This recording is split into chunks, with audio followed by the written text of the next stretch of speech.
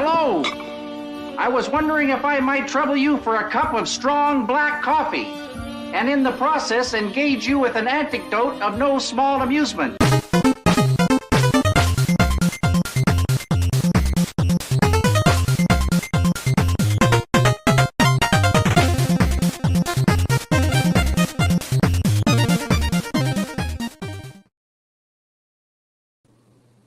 Hello.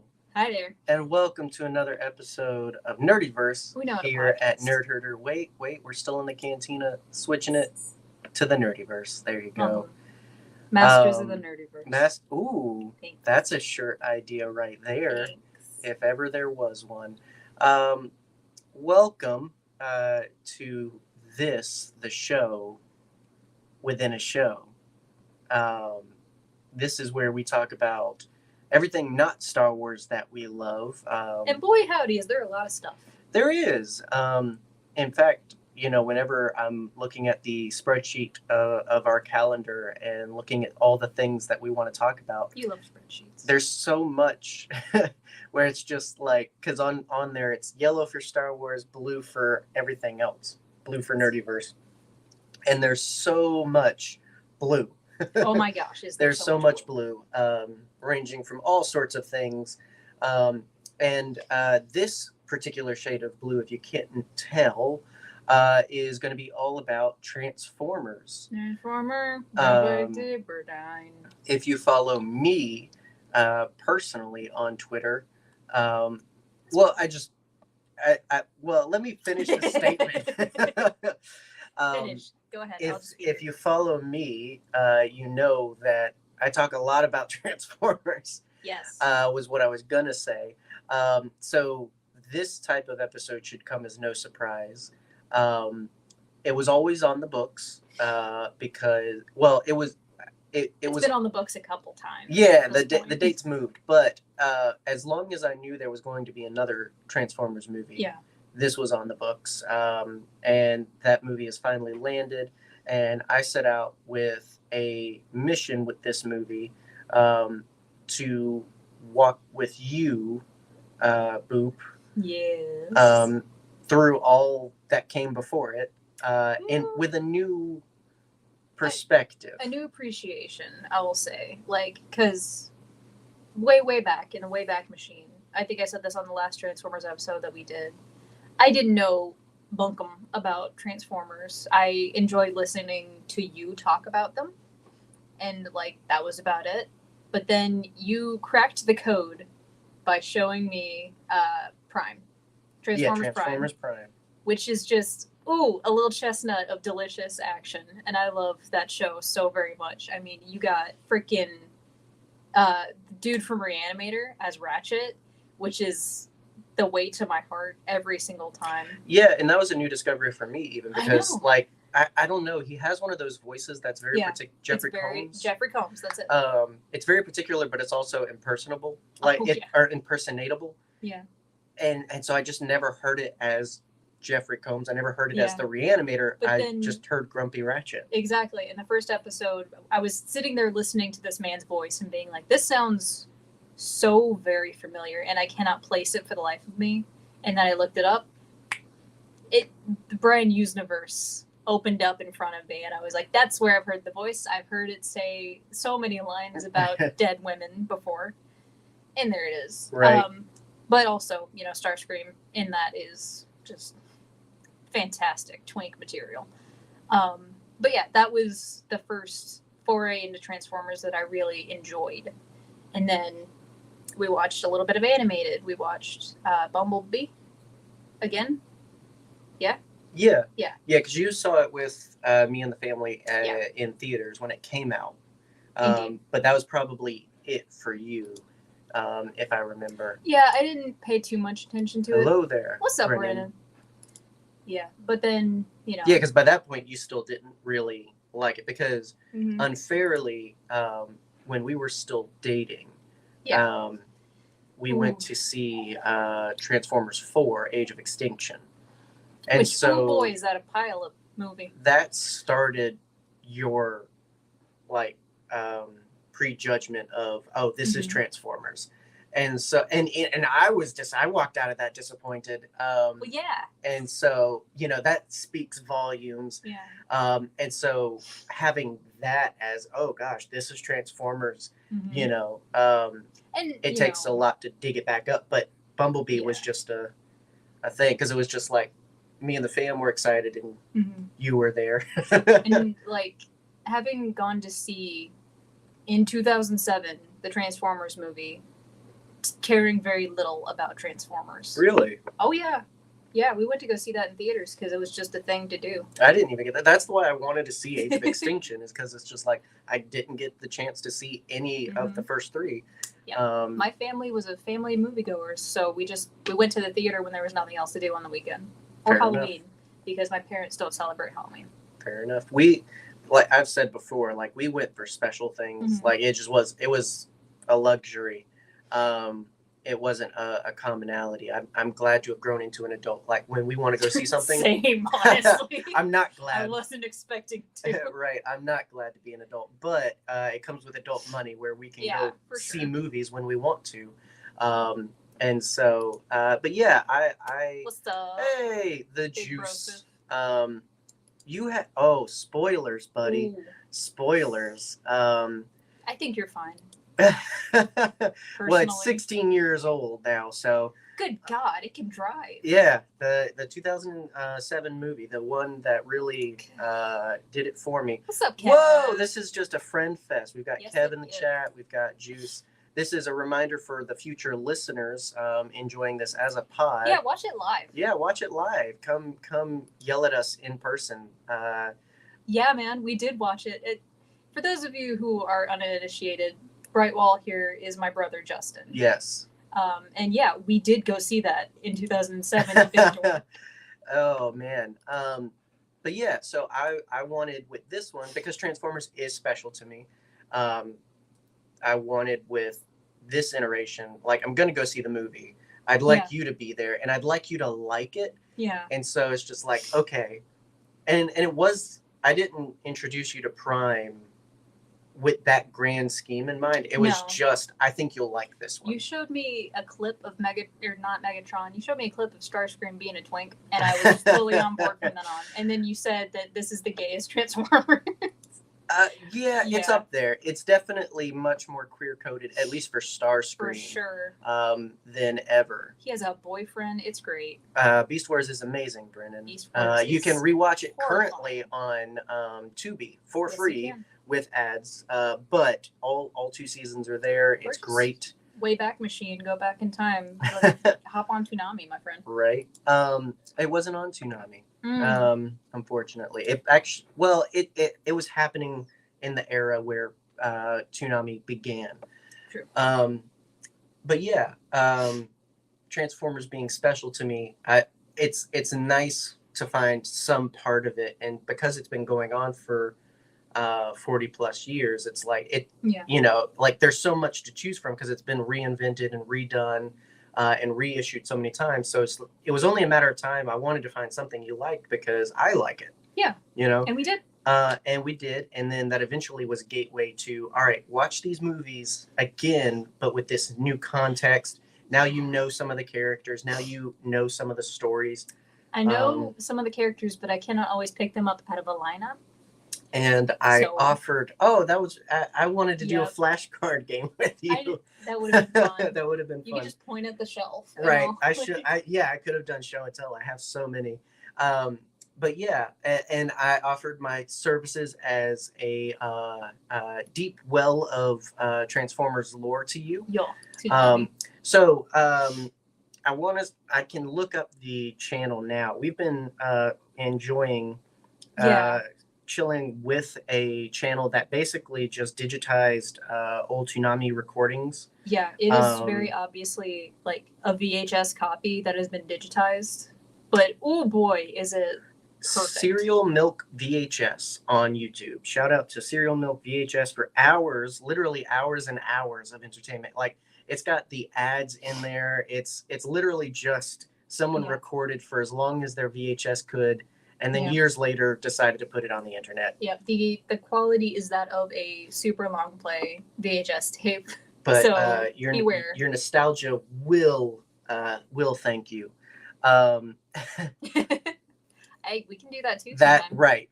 That's what it would end up being for a lot of it. Mhm. Is just Boop names Transformers. It's like Adam and Eve, but for Transformers. Or I guess Adam just and Adam. Optimus I Prime. guess. But yeah, and so that's kind of what this episode is. Is this kind of because obviously if I did it myself, or if I was cruel enough to our audience of dozens, I would just do an episode on each Transformers movie because I could talk that much about each of them. I'm pretty sure that Chris Ryans would show up at our house and Right. beat you with a sock full of nipples. But this will be kind of sort of a unpacking of all your experience. Yeah. From Bay to Beasts, as I have coined it. And boy, is there a jump in quality. Yeah, it's And quite enjoyment. again, 16 years. That's a lot. Like, Oh yeah. Like, I mean, Transformers as a whole, yeah, obviously it's been going on for a long time, but I think the movies unfairly, because they look so good, Mhm. and regardless of the nitty gritty of people's opinions, but like, Mhm. you watch the first Transformers live action movie, Yeah. it still looks amazing. It does. It looks fantastic. They did so much work on that movie. And it deceives you into thinking that, well, that was recently, right? Yeah. Like, no, in fact, it wasn't. 16 years. And so, yeah, as Kevin has mentioned, many VHS-centric channels. I love that we're kind of creating this underground network of, like, keeping those experiences alive. Like, Toonami, it is still a thing, but it's not necessarily our Toonami. And who still has cable? Not us. But I love that people are archiving these nostalgic experiences. I'll tell you what, I cannot remember the name of the channel, but there's a channel on YouTube that is uploading old, like, nostalgic commercials, and I'll just sit and watch them for hours at a time. Well, that's what I thought I was putting on when I put this on. Mm-hmm. And then it turned out to be a whole episode of Gundam Wing, and then a whole episode of Jackie Chan Adventures, and we get a 30-second ad on YouTube, and just like, oh, right, it's just like exactly. I could sit here and listen to them talk about Cocoa Puffs for days. I am cuckoo for Cocoa Puffs. Yeah, no, I can't do this new stuff. Yeah. Anything in this economy. Yeah. Breathing. Want to start off. So my plan, because I don't want to take forever, because I want to eat some Oreos before bed tonight. But my plan is a chunk of time on the first one. Yes. A little bit of time on the second and third one. So little. Even littler of time on the fourth and fifth one. Yes. And then the back half for Bumblebee and Rise of the Beasts. All of the back. And because Boop don't rank. Boop don't rank. This is a established canon. I don't rank, but I have a chart. I do, in fact, have a chart of where these movies will lie on the good to not good scale. Number one being The Phantom Menace. Perfect cinema. Best movie of all time. And here at the back end, we have Mortal Kombat Annihilation and The Howling 2, which is the worst movie I've ever seen in my entire life. And that's saying a lot, because I've seen a ton of bad movies. What? Okay, so Booby Watch. Yes, Booby Watch. But watch The Howling 2, if just for the end credits. It's so... Oh, it's not good. It's just... It's such an insane cap to an insane ride. Freaking... Highly Christopher recommend. Lee is in that movie. So I feel like Christopher Lee felt in that situation like Anthony Hopkins felt in Transformers 5. That's what I was thinking while we were watching that dumb freaking movie. God, I gotta pay off this Jesus debt. Christ. Like, it is such a bad movie. So I'll let you use my Gundam marker. Ooh, your Gundam marker? Yes, for your lovely little chart there. Boop don't rank. Boop don't rank. But this one occasion, Boop charts. Boop charts. Boop don't rank. Boop charts. Not to be confused with Poop charts. Which I also have. Or Boop charts. Or Boop darts. How many more can we? Poop snarts. They call him Cashman. Let's get to the freaking movie. Okay, moving on. Yeah. So 16 years ago. 16 years ago, something magical happened. It did. It absolutely did. My brother was on whatever he was on at the time. I doesn't remember. Yes. Yes. In fact, we're working out dates to come and preach on the Phantom Menace on Page Turners. Justin, you can blame our mother for my terrible GI health. Dude, I mean, seriously, it happens. It happens. It happens. And boy, does it happen. The urge to say it in the Predator voice from Predator 2. Maybe next time. My gosh. I used to think when I was a kid, because of the thick Jamaican accent of the guy that said it, I used to think he said, hang on, I got to hear it in my head. Go get it canceled. No, it was, I'm going to do a curse just for the sake of a joke real quick, okay? Shit upness. Because of his accent, it's like, shit upness. And it's just like, oh my God. What? It's the Monkey Boy situation all over again with the Phantom Menace. Sorry, Brennen, to make you cover your ears for that one. It'll be fine. He's a grown boy. But, so 2007. Transformers launches onto big screens. And it was magic for me because I had been a Transformers fan for about 9 years at that point. And so, like, it was a lot of buildup. And I think that's the thing is I had a lot of time to just look forward to this movie. Mm-hmm. And I think I've talked about this before. So where, like, at least for the first one, it can never be tarnished for me because of that special time in my life where it's just like the realization that Transformers is now this. And I don't know. It, like, there was no way it could fail for me. I think I think I would have loved it either way. I don't know.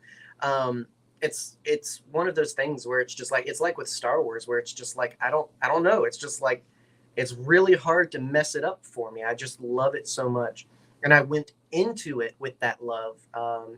And so I didn't see it in theaters. I had to wait until it came out. Yeah. And we rented it from Beaver's Home Video, famously mentioned on Nerd Herder podcast. Google it.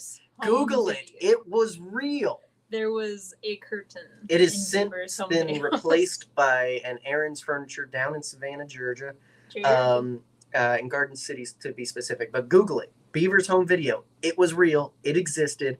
And I rented both the 1984 movie and the 1986 movie and the 2007 movie for an epic double feature. I was about to make a joke that only Ket would get, which tells you what the joke was. Right.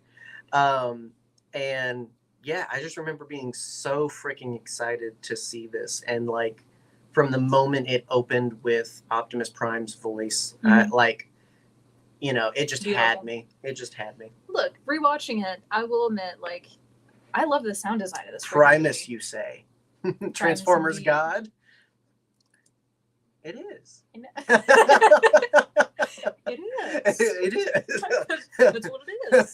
That's what it is. Like, from, like, the first opening credits. Oh, wait. Yeah. That is fantastical. I should have done this before I did the curse. But just fair warning. Infestation of puppy transformers. This here's a big boy zone. Big Bot Show. Big Bot Show. No, we will not be devolving that come far. on. I try to keep it as tame as possible. But sometimes for the joke, you got to just say it. It's all just words. Slippies. It's just words.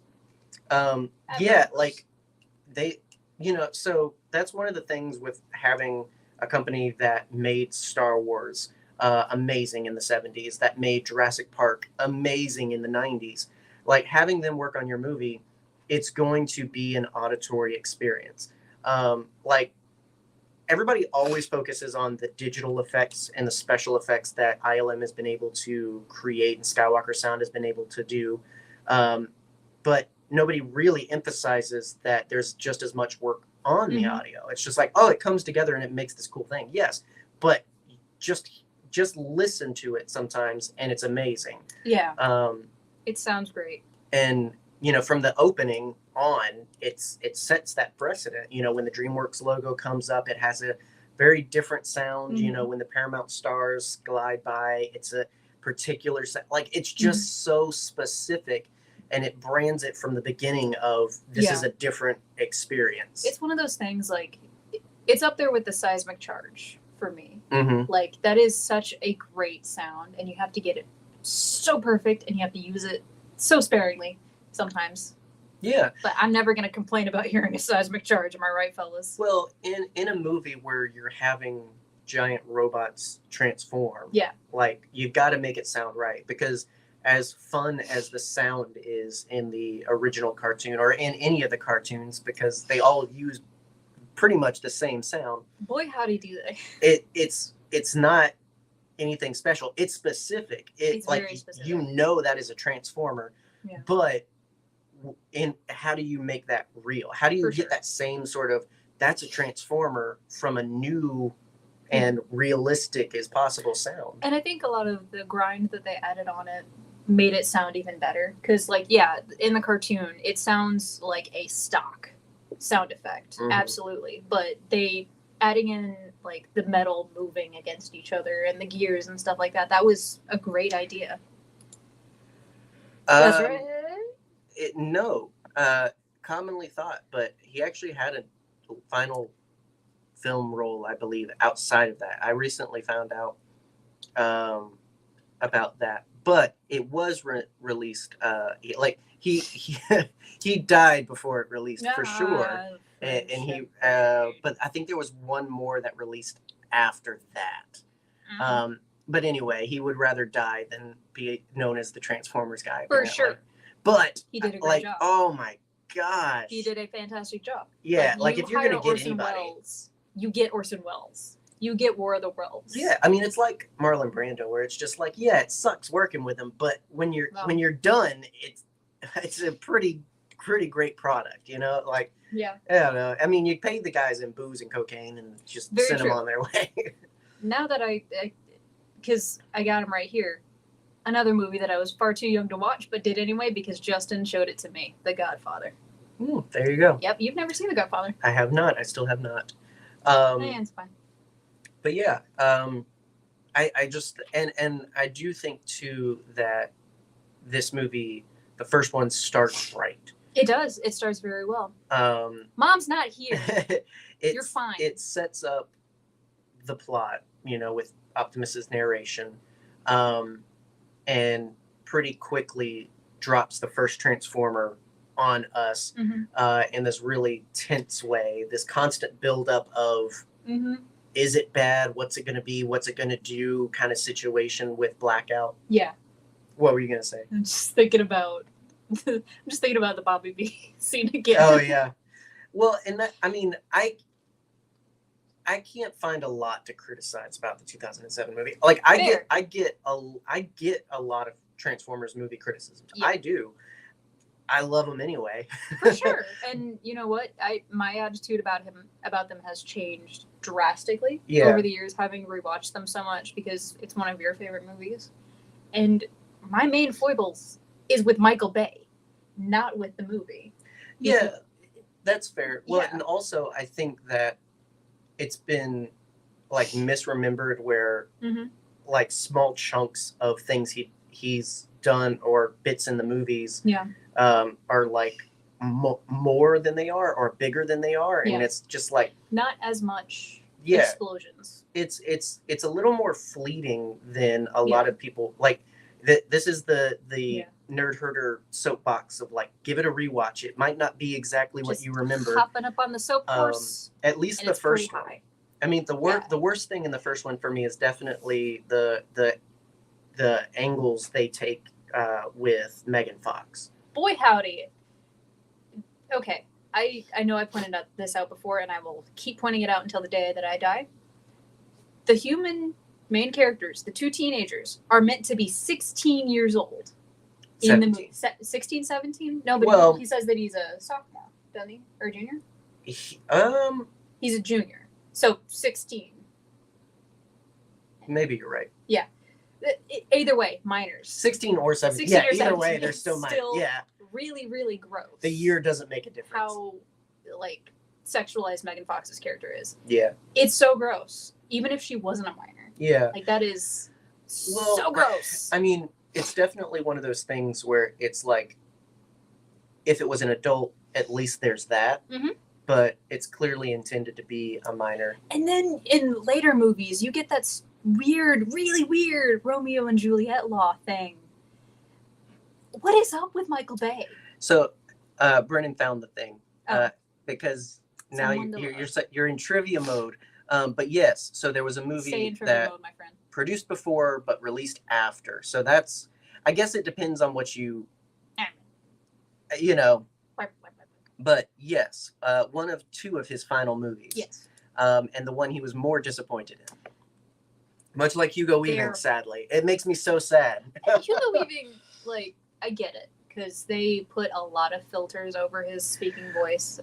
And two, like, he just doesn't care. No. He's like the Harrison Ford of the Transformers movies, where it's just like, you know, when people come up and talk to him about, like, Star Wars stuff and everything like that, he's just like, what are you talking about? Like, I don't think about or obsess about these things like you people do. He doesn't hate it. He doesn't hate fans, but he's just like, I don't like it. I don't like it the same way you do. I like doing something cool and putting it out there. I think that's been very clear in his Indy 5 press tour. Mm-hmm. But at the same time, it's just like Hugo Weaving, when asked about talking about Transformers, he just doesn't care. Like, he's not a big promoter of them. He does, like, he did his work in like 30 minutes and left. Like, you know, and for him, like, that's small game, because the heights of acting and performing that he's done, a little bit of voiceover work isn't that big of a deal to him. Yeah. And that's not to downplay voiceover work. No, for sure. I think part of what works is because he has such talent built into him. And it is equally rivaled by Peter Cullen's talent, which should say something. But you should hire voice actors to do voice work. Right. A novel concept. But with something that he can step into, with something he can put on, like Lord of the Rings or like Matrix. Yeah. Like, it's hard to stack that against 3 Transformers movies with 6 minutes of screen time. I'm downplaying, but you know, like, I can get it. I just, because I love his portrayal of Megatron, it disappoints me that he doesn't. Yeah, that's fair. And speaking of scream time, they made Starscream look stupid. Sorry, I don't like the design for Starscream because he is a Dorito. Because and you I have like him to. When he is because you squirmy. Have to. Because a truck is this big. Uh-huh.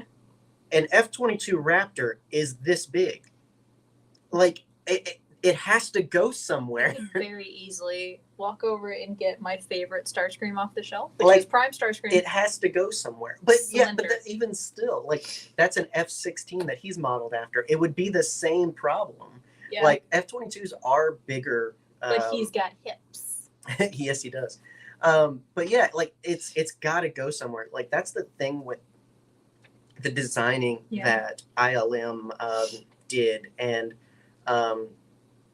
I want to say it's Josh Nizzi is actually one of the lead concept artists for these movies. He did a lot of the work to realize the Transformers from car or from vehicle he was given to some form of robot that makes sense. Yeah.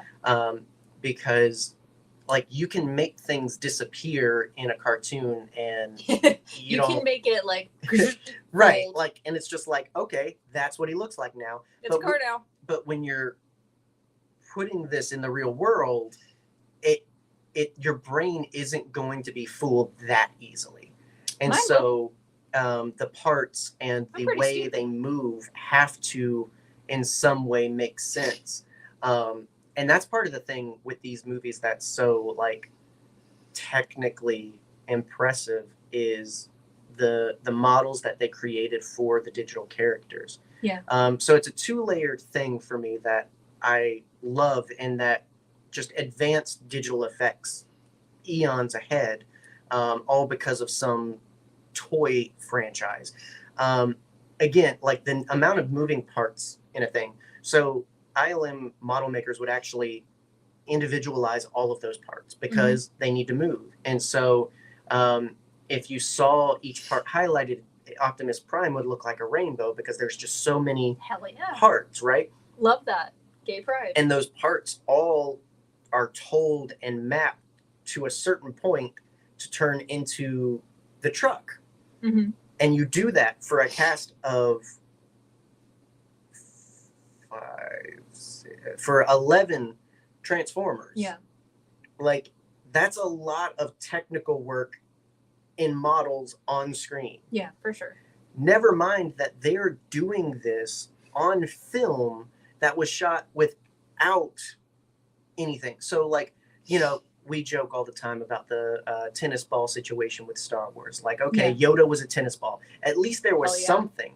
Like, when they're doing, like, take, for instance, in the last bit of the Battle of Mission City, when Starscream comes down and there's Ratchet and Ironhide. I'm thinking about it. Like, when Starscream comes down, transforms, and then, like, slides in, yeah, you know, those are cars just being randomly pulled. That's explosions just randomly going off. And then some ILM artist is making it perfectly match with a fully digitally realized 100%. character. And I will say, the transformations in this movie are phenomenal. They Oh look my so, gosh. My favorite thing in all of Transformers is, I'm a consistent. Sunshard. Yes, obviously.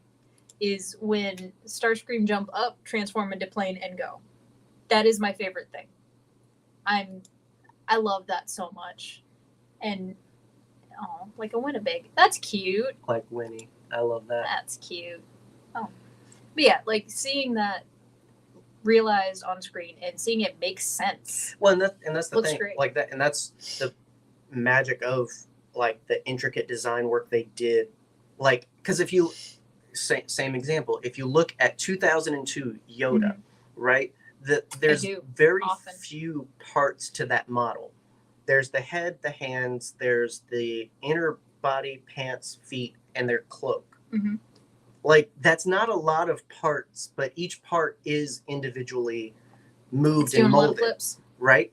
But when you fast forward, so for instance, Ironhide, one of Ironhide's cannons has 10,000 model parts to it. Digital, but still, it's just like the detailed, intricate work that they do is what lends itself to those transitions. And they don't just do it where it's just like, all right, park and then transform. No, like, they're not all hero shots. Like, Bone Crusher transforming on the highway is one of the most so cool, awesome scenes in this movie. Like, that is Duel of Fate's level of gets my full attention.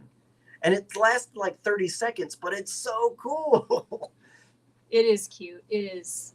Winnie is adorable. Bago is also adorable. Winnie and Bago could be twins. Yo,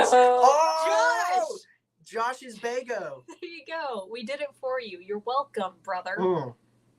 What would Real quick sideways? Yeah, Andy. I know what Andy has entered the chat, and they have asked, if you were a Transformer, what would you turn into, and what would be your name? I know for a fact that I would be for sure.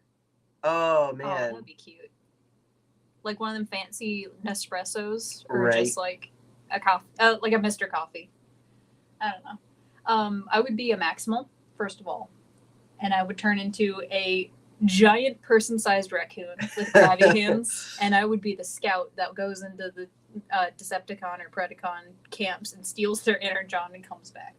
Nice. And washes it in the river and tries to eat it. What would you be? I would be some form of a jet so I can nope out of any situation. And I could ride on your back. And what would be your name? Oh,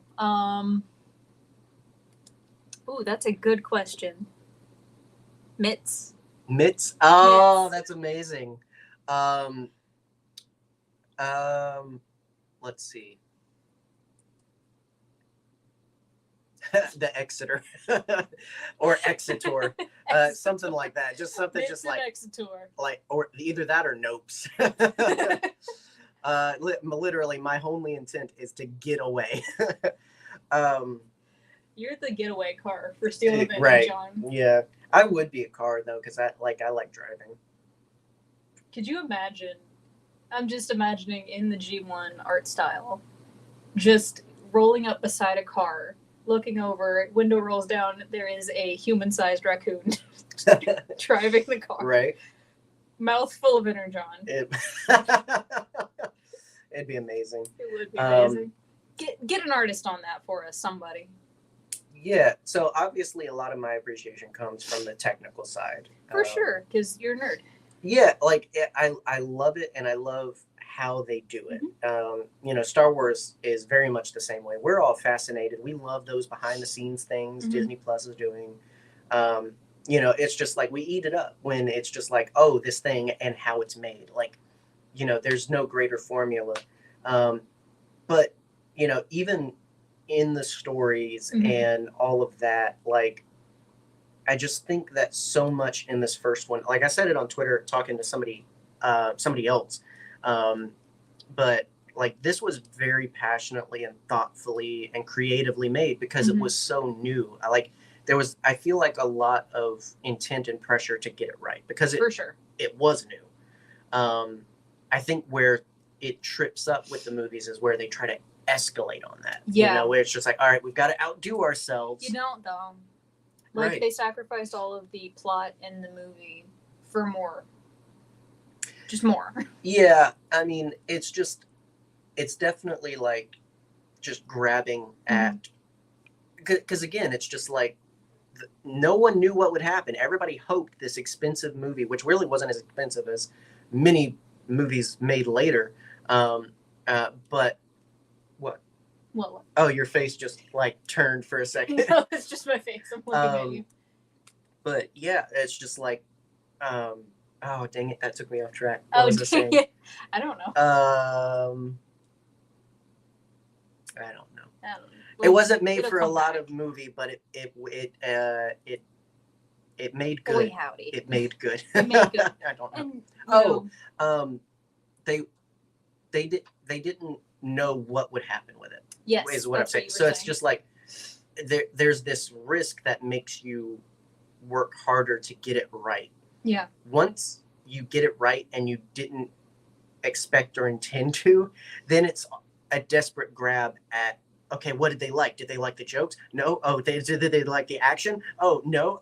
Did they like Sam? No. It's just like constantly shuffling with the things to try and find the thing that worked. And it's just like the magic was just the magic. I don't know. I can't say what the one thing about this is. No. I mean, I made a joke that nobody liked Sam, but I cannot tell you, because this was around the time that my oldest brother Ryan got his first car, how many times we were sitting in this boy's car and he would go, you see I got the light there, and then he'd put it in there. Right. Like, there is so many moments of really good human character moments in this movie. And I think that's a style of Michael Bay too, is he encourages improv, and that's where a lot of the scenes get that naturalness to them.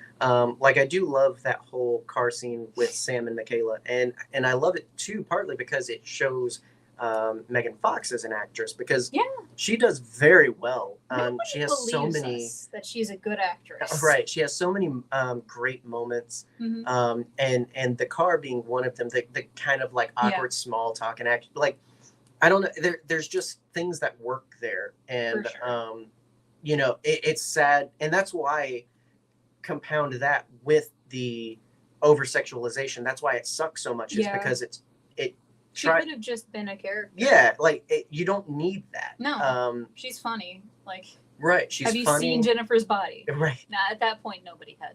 So. Not yet, but yeah, like that's the thing, is it's just like she's more than her body, and it's sad that at times that's all that she gets reduced to. For sure. For those distinct Bay shots, and everything like that, because he loves things that encapsulate like the most generic like idols, I'll say, the things that seem super macho, he loves to linger on. The things that seem super sexy, the things that seem super cool, like that. All of his things are to take something that a bunch of people like and then dial it up to 11. Again, these characters are meant to be 16. Right. So it's gross. But yeah, any other thoughts on the first one? Because that's just the first one. No, but I do have an answer for Andy's question. Who is the gayest of the Bay Transformers? I'm going to use my curse this time. Starscream is a jock riding bitch, so he always will be. I love that boy. Just a little bit too into it, Just, he's a queen, and he always will be. Right. I like Andy's point that Michaela actually could have and should have been maybe the protagonist. Yeah, for sure. I think that's interesting. Yeah, because of her backstory with her dad stealing cars and her being a mechanic. And that's the thing is that's a big tie-in because Sam Witwicky is obviously a parallel to Spike Witwicky from G1. Who is just a little boy running around with a transformer. Right. That's but the entire his character. Dad was some sort of engineer, mechanic, fix-em-all guy. And it's just those connections like that. She has more in common with the G1 counterpart than Sam Witwicky actually does. Because all of the lore and the significance of Sam Witwicky's character is created specifically for movie lore. With the grandfather and the glasses and Sector 7 and all of that stuff. But no, that's really interesting. I think that, obviously now we're getting more female-led action blockbusters. For sure. This is the era something like that could happen, and it definitely could happen in somebody else's hands. It's definitely not Bay's motif. No. But I like that a lot. And before we move on, this is where it falls on the scale. Right here. Go. Very, very close. Very good. Very and speaking of, she actually accomplishes a lot in the second one, too. Boy, howdy does she. Subdues a mini evil Decepticon, flies around the world to save her boyfriend. Just all kinds of accomplishments in the second one. She is so capable. That is why she dumped him after this. She 100% dumped him. I'm too good for you. Sam Witwicky has the worst. He's a bad boyfriend. He's 100% just a bad boyfriend. Well, it suffers from that, we're going to show they're a couple, or we're going to show dialogue by having, really biting humor, or, we joke about it all the time because we actually like each other, but, when couples say little snide things, and it's just I make fun of you constantly. That's not couple communication. Oh, but no, yeah, not in that sense, but I mean, genuine, where it's just is this supposed to be romantic? Is this supposed to be endearing? No. And the second one really suffers from that because they didn't know what to do with that. And it's just Sam going from the character that's awkwardly, I'm not a romantic friend. I could be, all of those awkward boyish scenes in the first one in the car scene go away. And in this one, he's just no,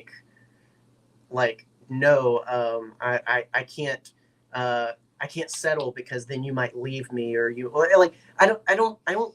I still don't really understand what they were going for with the logic. I don't understand a lot about this movie. Yeah, it's just it was written during the writer's strike. And so that'll do it. It's notorious for that, in that it was very kind of thrown together. And there's a couple of things that you can see that happening with. But overall, it is still a linear story. I still this one. I'll rewatch the first two endlessly. Yeah.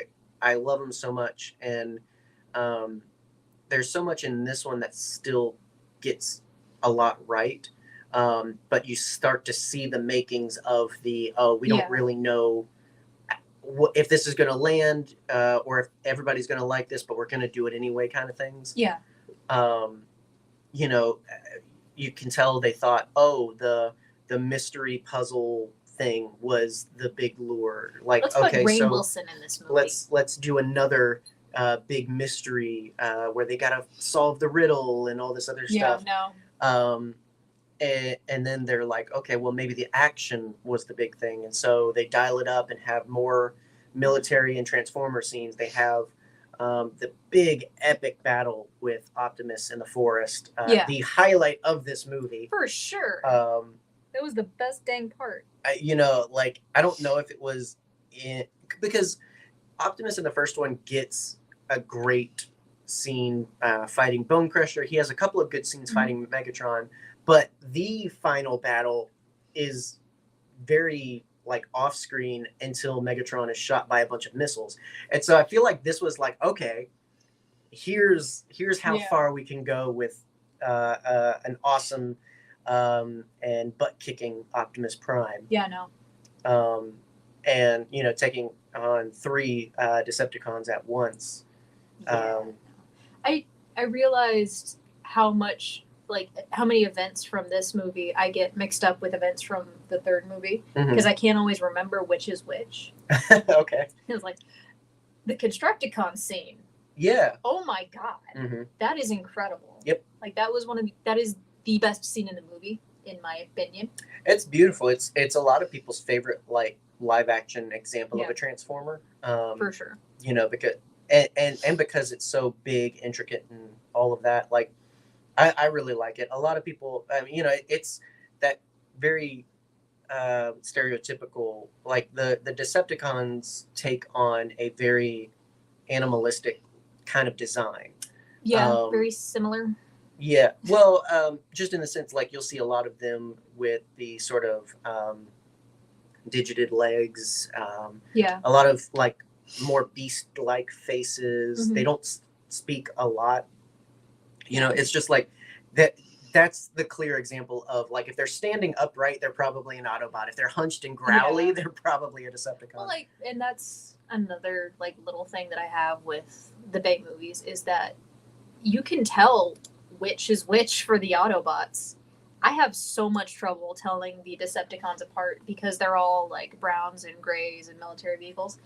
Like, it showed me G1. I could tell you who Cyclonus is. Right. I could tell you like who these different characters are and that they are different Decepticons. I get so confused watching these movies sometimes. Yeah, I mean, and you could almost argue that's on purpose. Yeah. At least with like, because like in general, you want it like, is that our plane or their plane? You don't want them to know until it's too close.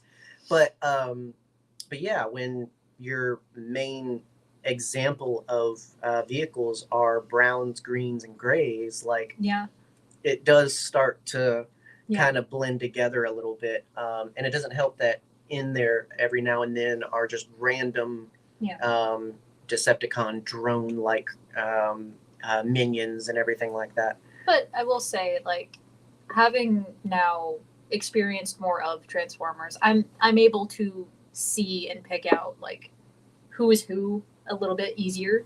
Well, it's hard too because in the movies they do try to echo some instances, but it's not always like visual. So like with Ironhide, they gave him a very like Clint Eastwood kind of gravelly voice, because that was the voice Peter Cullen gave Ironhide.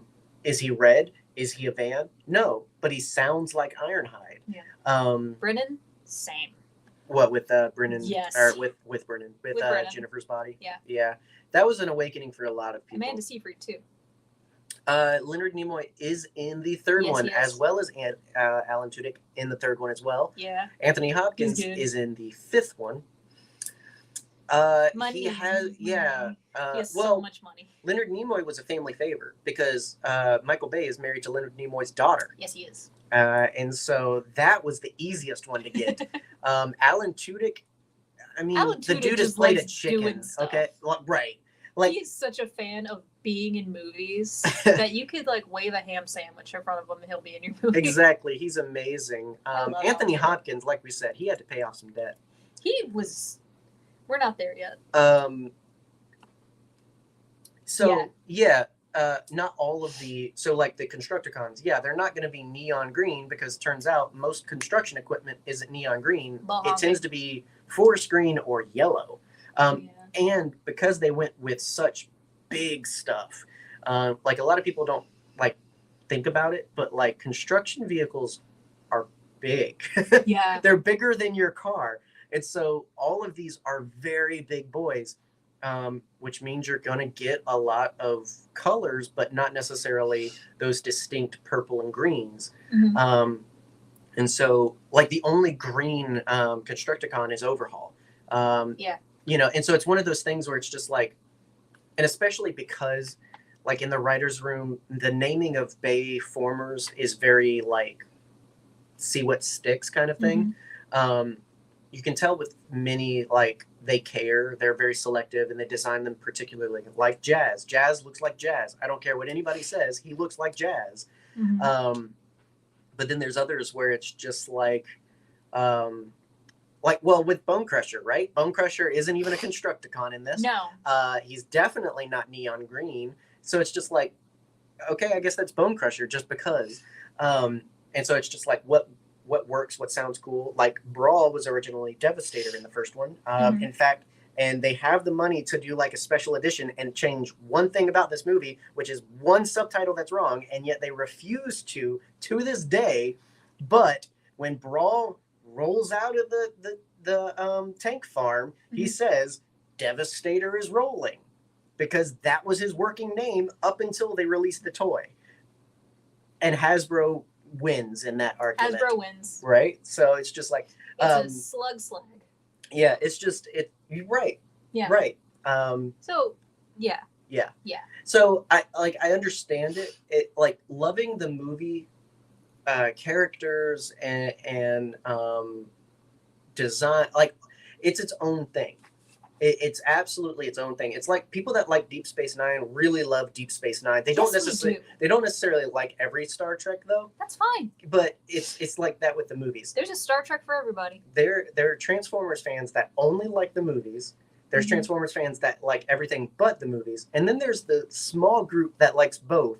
But it's not common. No. And it's because it's just such its own language. For sure. It's its own thing. But yeah, I like so much. The opening scene of Revenge of the Fallen is so good. I mean, Sideways gets 2 seconds of screen time, but it's great. It's gorgeous. That's 3. What? Revenge of the Fallen. No, that's 2.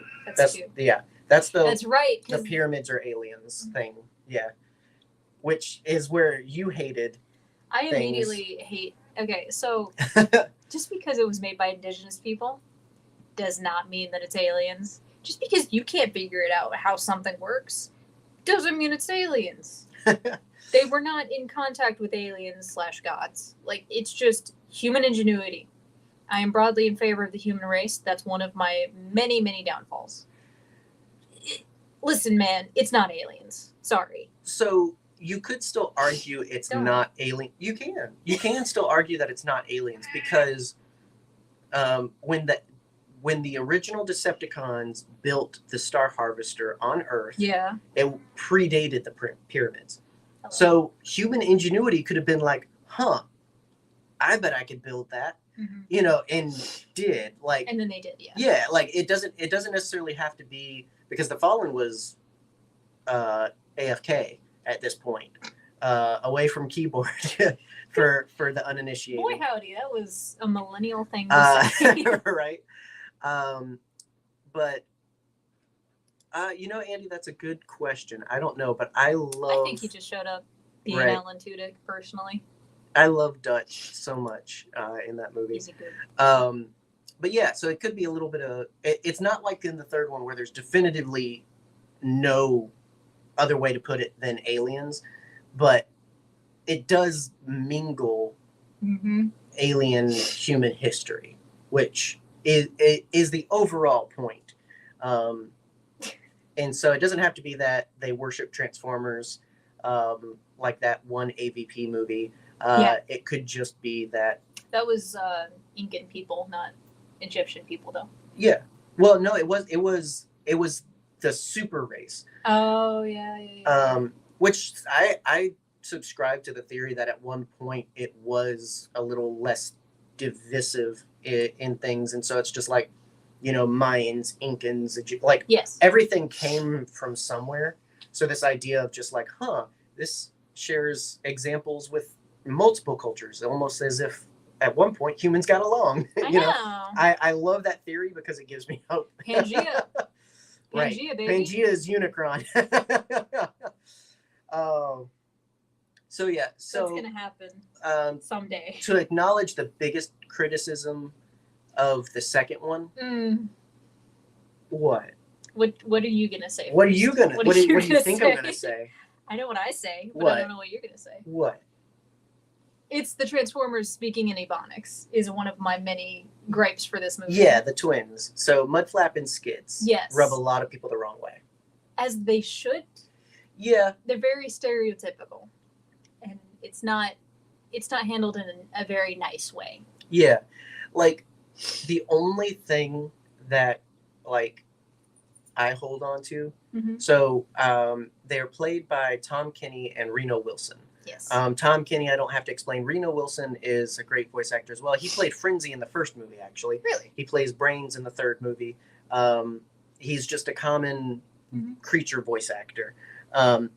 They came up with this. Yes. Like when you see interviews, rare interviews where they're together, but when you see interviews or when you hear them talk about it, they're just like, we just thought it was funny. Now, that's a perfect example of being like, okay, yeah, we thought it was funny. We weren't sensitive to what other people may think. Yeah. But it's one of those things where it's like, I at least know it wasn't. Yeah. Hey, can you be a little more gangster? Like, hey, can you? It wasn't fed to them. Yeah, no, it's that mixed with the exaggerated features that they chose for Yeah, Transformers as that's well. That's more, a little bit more. That's definitely inexcusable. Yeah. Because I feel like if it wasn't for both at once, I feel like the characterization wouldn't hurt so much.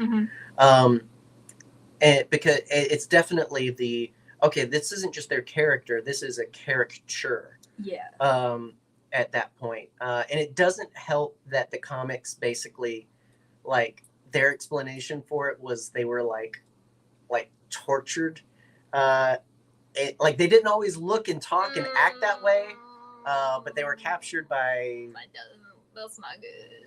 Thundercracker and Dead End, I believe, is the Transformer. That's why, and you could tell the author of this story didn't like Revenge of the Fallen, because that's how he explains Skids and Mudflap. That's how he explains the RC sisters as well, because it's just like, oh, they look like that because they were mutilated, and it's just like, maybe they could just look like that. Maybe they're just fembots. Like, right, get over it. It was a design choice to make motorcycles make sense. Who knew? Now, that's a good point. Said, RC's 2007 movie concept art, because she was last minute replaced with Jazz. That is peak movie RC for me. But in design, I could go get everything like that. Yeah, I should have brought over some of my favorites just to show. That would be Devastator, Andy. Yep. That would be Devastator. But that's obviously the biggest sour taste in a lot of people's mouths, and it's understandable.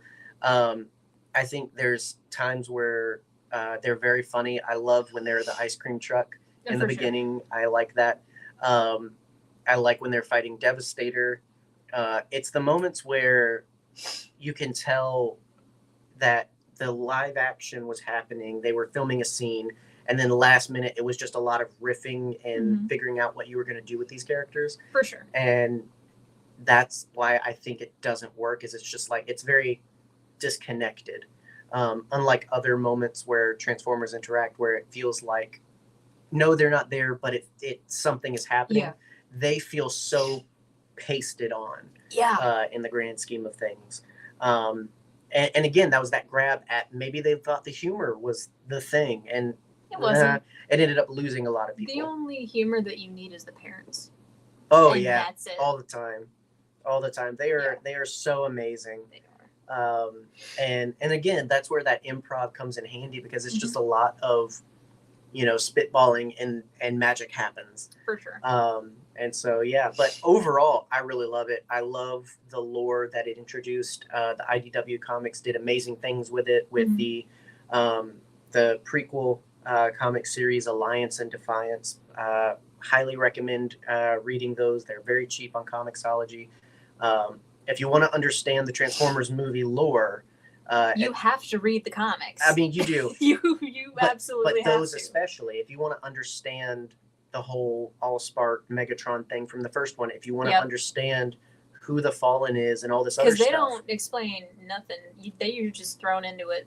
Right. You're just well, like, I mean, there's this guy. So I've said many a time, like the big thing with the Bay Transformers movies is they're Michael Bay action movies, and the Transformers happen to be in them. Yeah. And that's one of those things. It's just like you don't typically see of some of your big players the how and the why and the backstory. You just need them to get from point A to point B. Yeah. Right.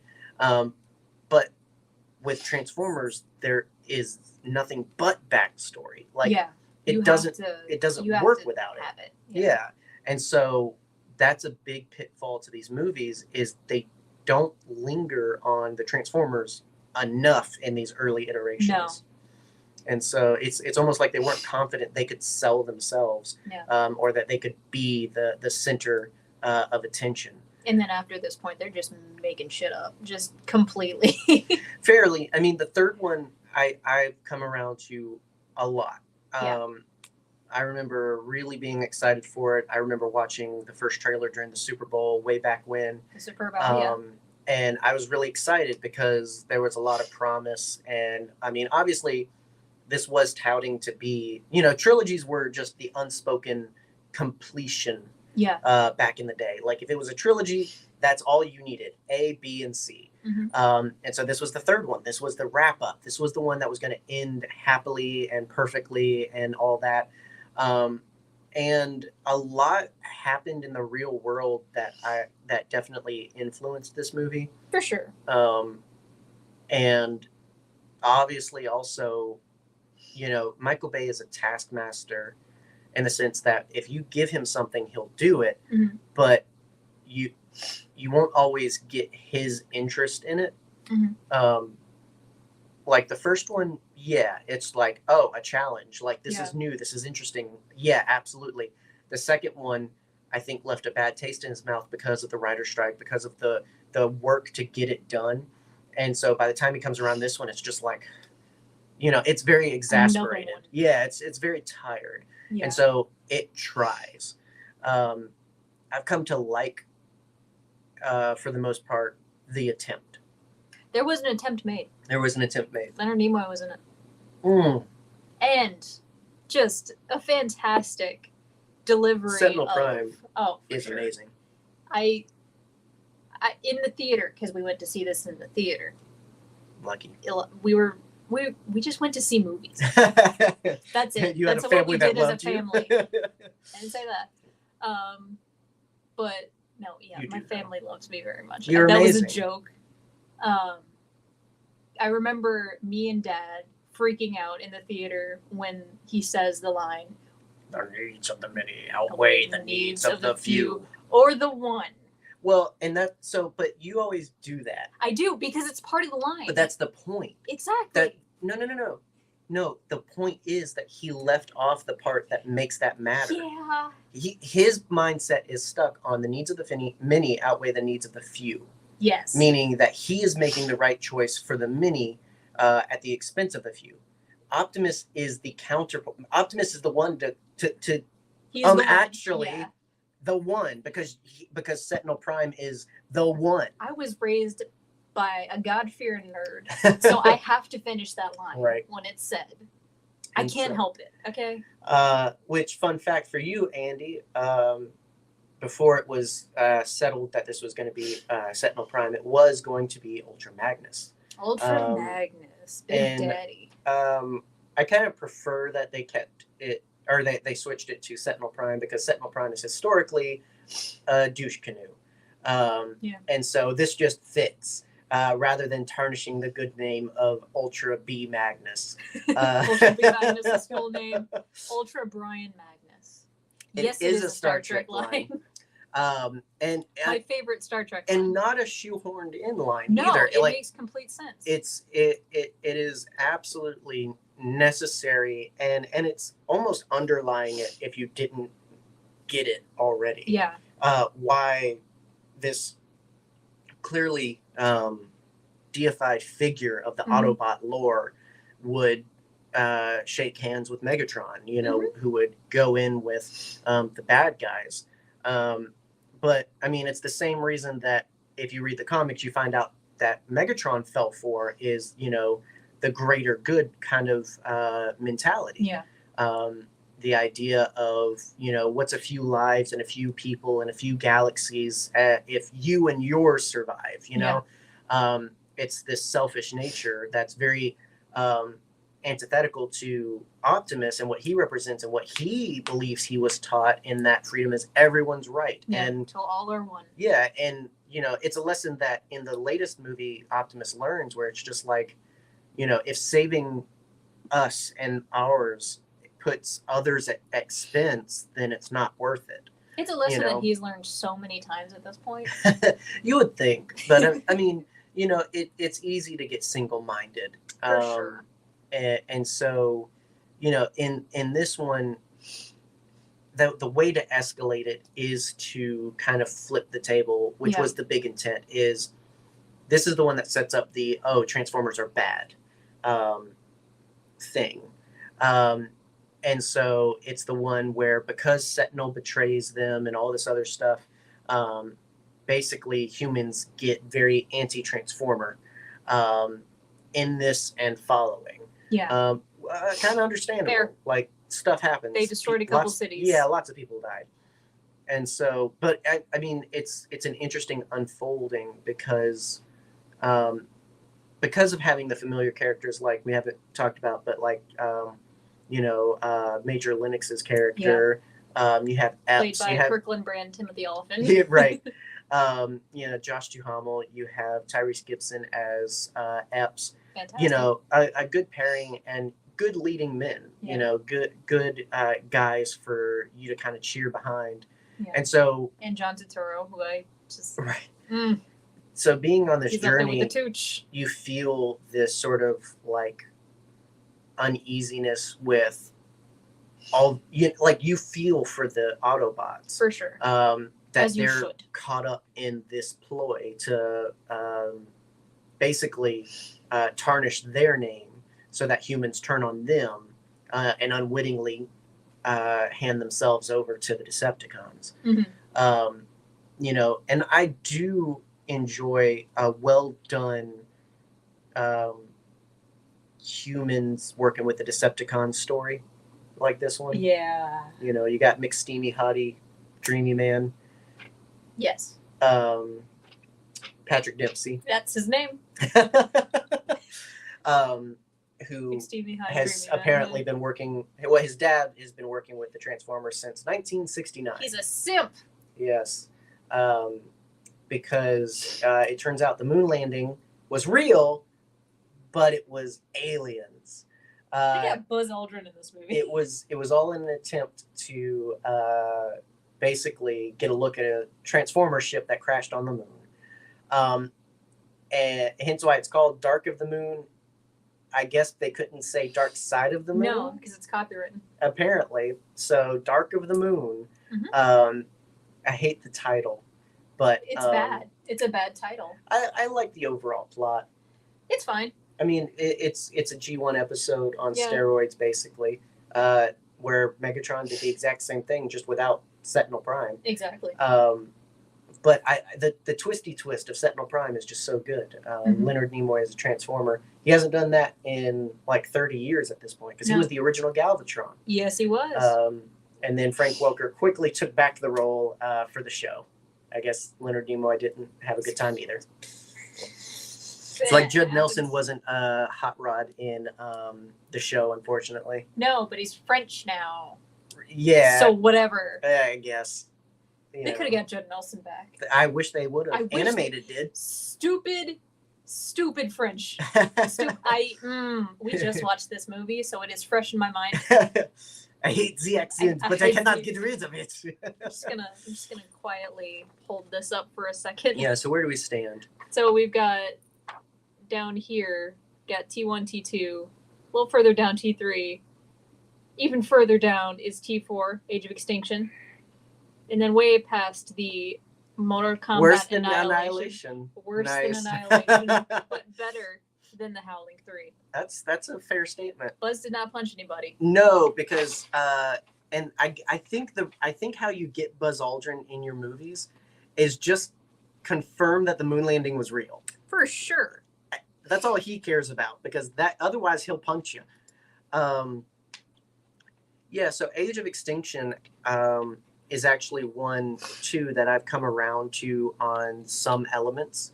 I don't like the movie as a whole, because this is the point where, again, an exasperated Michael Bay is approached and told to make a lot of money with the Transformers movie. And he did. And this was a record-setting movie. This was... He's got Tucci in it. Yeah. How could it not be? It did. And to Michael Bay's chagrin, even, because that's why he ended up doing the fifth one, because he was just... It was like, there's no way. But if I'm going to do it, we're going to change drastically. Fine. And so... as clunky as things are, I can do a visual essay on the first three movies and make it work and make it make sense. You can't with the fourth one. No, it directly contradicts a lot. It's back to the basics of, like, let's sexualize this teenager. Right. Oh my gosh. To the point where they actually like talk. I mean, like when you pull out the Romeo and Juliet law, it's just like, he's like 20, 24, 20, 23. I don't know. He's too 20s. Old. She's like 17. He has a laminated copy of the Romeo and like Juliet this happens law a lot in his wallet. The one right thing that Mark Wahlberg as Cade Yeager almost did was kill this guy, because he should have. Like, that man is Dad of the Year award at that point, but like disgusting. It's just nasty. Like, this is where I get it with human characters in these movies. Like, this is where I'm like, oh yeah, they suck. For sure. Because the things I like about Age of Extinction, the one human, Stanley Tucci, for sure. Stanley Tucci is the best Two human in humans, everything. Kelsey Grammer. Kelsey Grammer's an amazing villain in this. He is. I love He him is very as good. this shadowy, evil guy with his own intentions and everything. Like, Yeah. Transformium is dumb. oh yeah, I Can hate that. Can we lighten the mood real quick with a Bobby B laugh, please? Because I'm getting hot. Yes, I'm getting hot. absolutely. It's so good. Bernie Mac is amazing. Oh, it's so good. I love R.I.P. that so much. R.I.P. It is such a bad movie. I feel like that was legitimate rage That from was Mark funny. Wahlberg.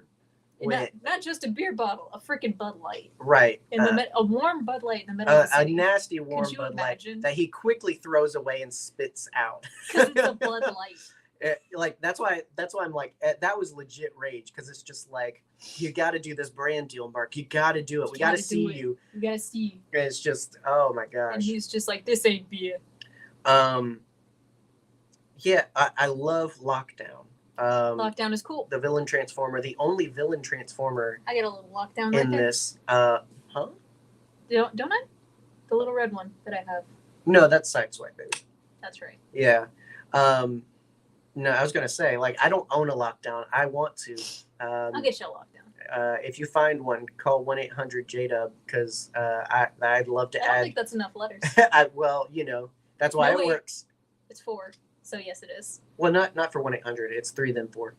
JDUB works. 1-800-911-JDUB. 1-800 kiss with 1 S. Right. J-Dub. Yeah, I originally hated the very like human realistic face they did for him, because this was the era where they started doing that, where it's just like, oh, Transformers look like people. Don't like that. It's like the animated kissable lips on the Transformers. It's very specific. Well, that works, but it's just like, you can kiss Optimus Prime. you know, in the first one, it's just like eyes, mouth. Like, we're not going to explain it because you know, it's just hard to draw anything else. But when you do that on like these very hyper realistic ones, it just doesn't look right. Mm-mm. Lockdown looks better than what would come later, and so it worked for me.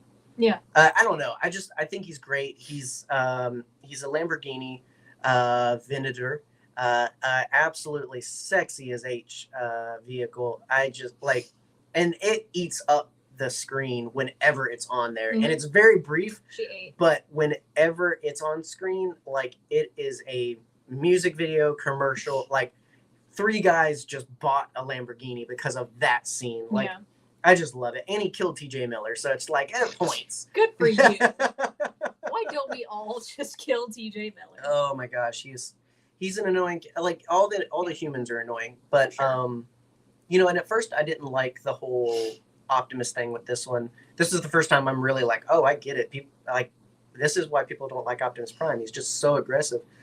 But like after rewatching it a few times, like realizing this is the one time he has a reason to be a little more unlikable. Yeah.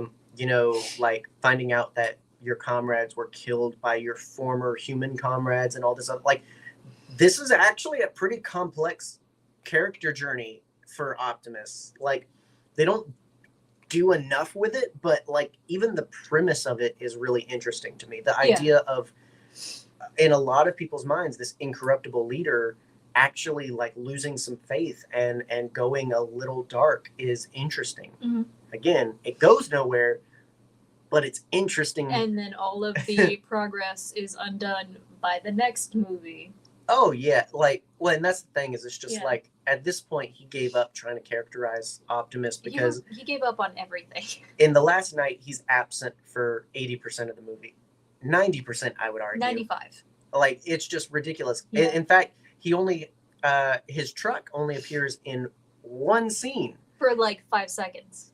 And so like you can see that, and so this is the thing I'd advocate for people to understand is it's just like when the creators care, I feel like you actually get a good movie, even if it's different than what you wanted or expected. Right? The first movie is a clear example of this. Never mind, I'd argue that about at least the second one as well, but for sure, definitively, the first one is a passion project. Yeah. And I think it benefits from the creators behind it. The fifth movie. Yeah, when the creators don't care or when they're pressured to complete a project quickly or on a tighter budget, or when the director's intent on filming this ridiculous Dark Ages battle scene, which isn't even accurate, and then being like, hey, I need you to animate all these characters for the leftover budget. Yeah. Like, it's gonna produce a less liked, a less interesting, a less good movie. How many times did I yell while watching that movie? So many. So many because times. it emphasizes, unlike other ones where it's just like, okay, I guess. Sure. This one really leans on history as its lore. Why would the Knights of the Round Table stuff be in Latin? They didn't speak Latin. They spoke Celtic. My one thing is, much like with the redesign of Optimus in Age of Extinction. Yeah. Like, I'm like, oh, like this looks cool. I just don't like that I don't like what and how it replaced the original. Because I love the original Optimus movie design. You know, the idea of these Transformer Knights. I like this lore. Cool. I like what they're going for, but I don't like it at the expense of replacing pre-established lore. Yeah. Like, we already had all this stuff. We had all of this reasoning for why the Transformers are, where they're coming from, and what they do and look like. And then we're just going to completely scrap that. We completely replace that. It's just like, it's not that it's bad. It's just that it if you wanted to do a new thing, just do a new thing. Right. Like, just make a different Transformer. Exactly. Or make a whole nother movie. It doesn't even have to be Transformer. Like, there's so many reasons why this could have also been a better movie than it was. And that's what's frustrating about it, is it's disappointing, and it didn't have to be. No, I will say Cogsworth is a character in that movie. I love the little devil. Boy, is he. I love that guy. He is in the wrong movie, I think. He's a great character in a god-awful movie. Marky Mark's character is not related to Merlin Andy. I can't remember her name is. Vivian. Vivian. Vivian! There are so many women in this franchise that are not very well characterized. Right. At least until more recently. Very thank true. goodness.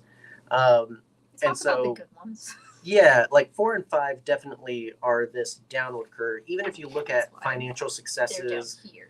even if you look at any good things that might have come out of. They did the Dinobots wrong. Arguably Yeah. the coolest characters. Well, but and in Age of Extinction too, they call them knights. the crux of the movie Age of Extinction Right. is the Dinobots. They show up for 5 minutes. And they are knights somehow, but then they're not knights. There's different knights, and then also where did they go? Like what happened to them? Why weren't they in the final battle? I feel like they could have helped. Where was Slug? Just drop Grimlock on Eclipse on the Eclipse on Unicron. Yes. And game Skull. over. Just game over. Go back to getting like the hyper intelligent Grimlock. Do what they did then, and then just release him. And the movie would be over in 15 minutes. It's just crazy. But yeah, so like there's a clear dip, and then there's this like careful, like quiet attempt at like resuscitating the franchise. Mm-hmm. In 2018, Bumblebee happens. Bumblebee does happen. And it's a very small and safe movie.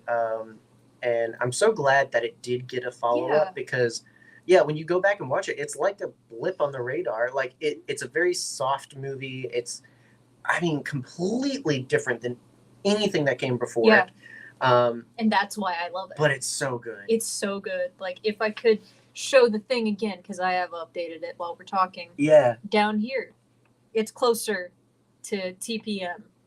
It's above Transformers 1 for me because it is so different than anything else. It's got such good human characters as well as, you know, John Cena.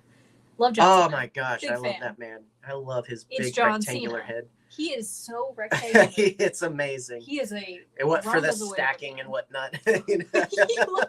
he looks like he would fit perfectly in one of those crates at the end of Oh my Temple, gosh. no, not Temple of Doom, Raiders of the Lost Ark. Missed opportunity To put him in one of those crates. No, missed opportunity for put him him to inside be the Ark of the Duke Covenant. in the G.I. Joe. Yo, Like, if he comes back, I hope so because he's amazing. Oh my god, I love everything he that did man such touches. a good job. In that movie. Like I'm Made here me for the care. John Cena takeover. Yeah, Um, the opening scene with the paintball. Oh, That yeah. was so good. he's so funny. He's just so good at Sure. at doing things. He's amazing. Yeah. But yes, Andy, that opening to Bumblebee. It's so good. Because I remember, you know, obviously it's like, a Bumblebee movie. We see some glimpses, we see some For things. sure. It's like, okay, it's going to be interesting. It's just about Bumblebee. So No. we sit down, we're ready to watch, and then it opens up on Cybertron, and I'm just like, Dude, okay. What? So blew my mind. I remember us watching that, and you were like gripping me because you're so excited, Right. and you're pointing out all Well, of these different Because it Transformers. kept going, too, because it's just like Freaking bronze there. Shockwave, And he sounds like Shockwave. It's Corey Cliff Burton. Jumper. He's vocoded. Yeah. You do have Grey Delisle instead of Susan Blue as RC, but you know she is the modern Yeah. RC.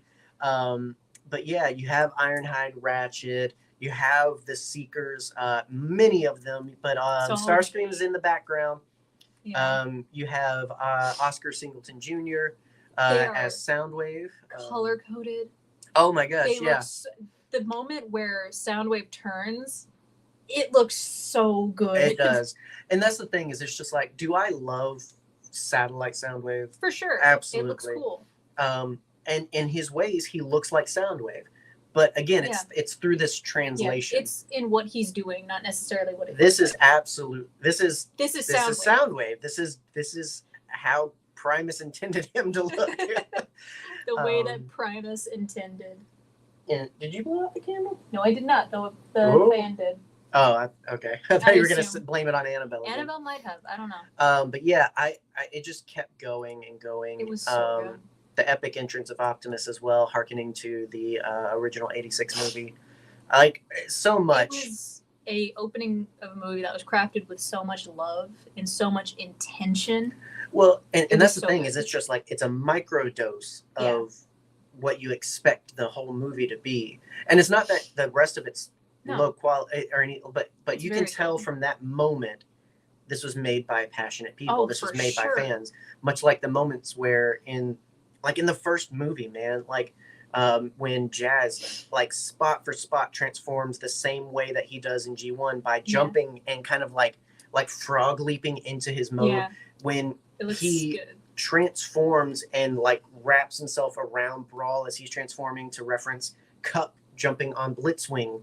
Like that's stuff that only fans would be like, oh, but they do it and it's amazing, and it's just like nobody would know who's who on that screen except for fans. Yeah. Because these are Transformers that have not been on screen in so long. Yeah, not in this faithful of an iteration. Because clearly they were hearkening, like they wanted to blend the Transformers as we knew it in live action with how they began, which is how so many people like time capsule them. Like Soundwave is blue and silver, period. Like, that's you know, like what he looks that's Soundwave's colors. You know, and so not just having like the essence of blue and red for Optimus Prime. Although the flames are cool, I will defend that until I die. Like it just looks BA, man. I like the more boxy opening front of the truck for Optimus. I mean, his back truck is not bad in the Bayverse, but I prefer... It's not Mac. It's a Peterbilt. I'm sorry, I've only seen the Cars movie once. Yeah, it's a Peterbilt, and in the newer iteration is a Freightliner. But the flat nose is what you like. The snubby. The snub. Yeah, I mean, and that's classic. And I think that Rise of the Beast does even better of a job of making that work a little bit more. I like... Because as iconic as it is relatively small. Yeah. They gave him back his boobies. Yeah, well, that's one thing I love about, you know, like, say what you will, but in the Bay film, in the first three especially, like, he is beefy. He is intimidating. Looks muscular. When you stack him against the rest of them, like, that's the guy in charge. Yeah. Right, yeah. So it's just like, it clearly communicates a presence. Yeah. We love a Transformer with wheel butt cheeks. Yes. But yeah, but then even following that greatness is, like I said, a softer, heartfelt movie. Yeah. And well written. Yeah.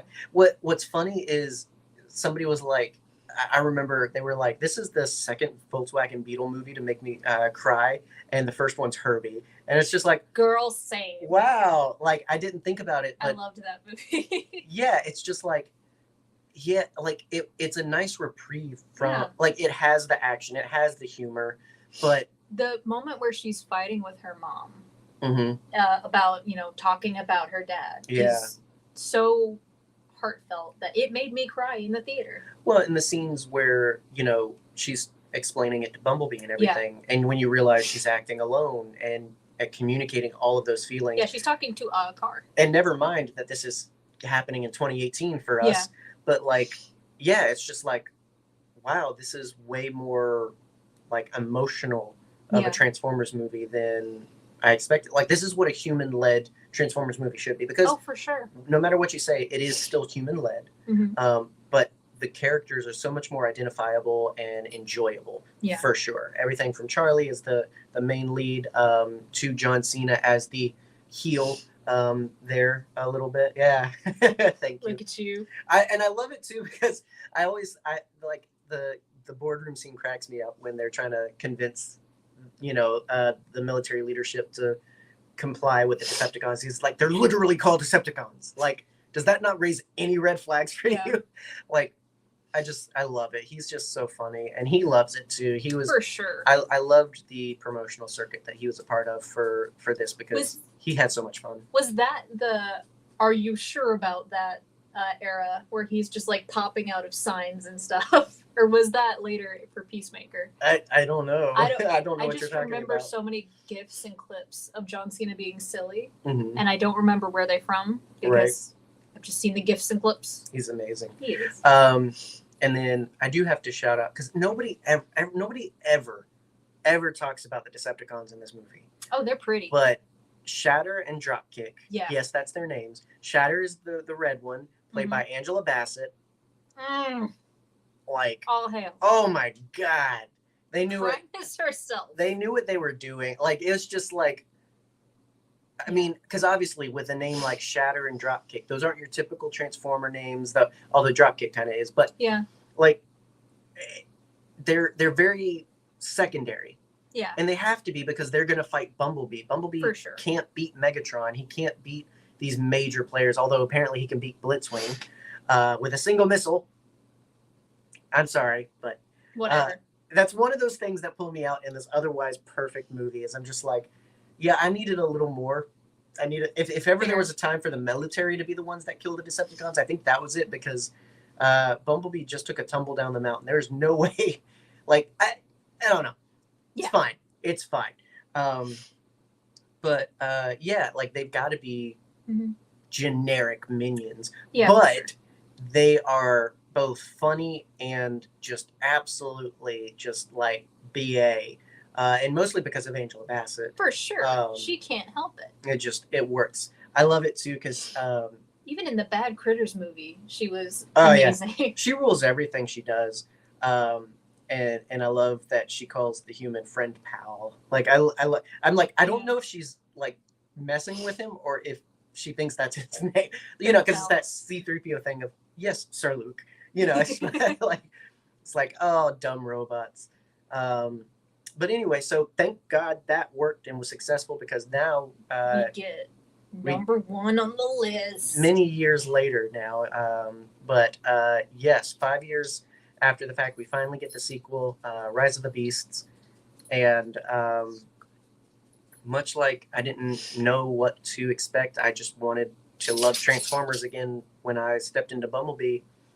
I had high hopes now for this. I had expectations. I wanted success, and yeah, it delivered. Despite the Anthony Ramos of it all and his personal life being what it is, the movie slaps. Like, it is so good. Yeah, I mean, again, we're in that era of fans making things for fans, I think. Yeah. And it's not that under Michael Bay there weren't fans. No. But when you have someone... It was different fans. Yeah, when you have someone like Michael Bay leading, it's always going to pull along the fans. Like, it's always going to still be Michael Bay led. Yeah. Whereas in this case with Stephen Campbell Jr., I feel like he's a fan's fan. For sure. And I feel like that's shown through because of the choices he made and the pushes he made with this movie. Because, I mean, right after the success of Bumblebee, they decide, all right, let's go Beast Wars. Yeah. You know? And they did. If anything could have flopped, it would have been translating and, like, justifying Beast Wars. And I don't think we've gotten that. I love that spinoff, though. But taking any influence from Beast Wars is risky business, and it paid off. I think that was the big, for sure. That was a big appeal. And never mind that it helped, whether this was because of COVID or what choices led to this, but this is probably the movie with the most Transformers screen time. Yeah, and it is a Transformers-led movie, and it does not sacrifice story in the slightest. You get so many good Optimus Prime moments. You get so many good Optimus Primal moments.